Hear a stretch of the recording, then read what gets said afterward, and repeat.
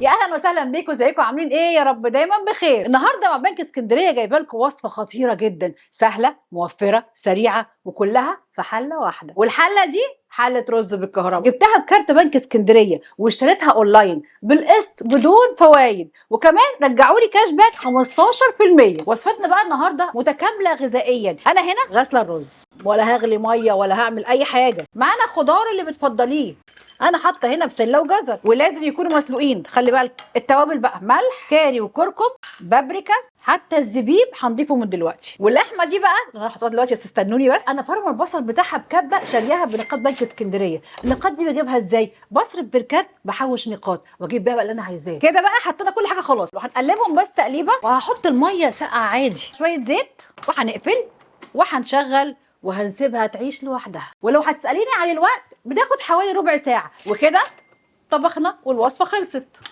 ريحتها تجنن. عايزه اقول لكم بقى كل مكونات الوصفه دي انا شاريها اونلاين بكارت بنك اسكندريه، وانت كمان تقدري تستفيدي بالعرض ده وتشتري اونلاين بكروت بنك اسكندريه الائتمانيه. هتشتري بالتقسيط من غير فوائد، وكمان هيرجع لك كاش باك 15%، وده لغايه اخر السنه، اخر 12 ان شاء الله.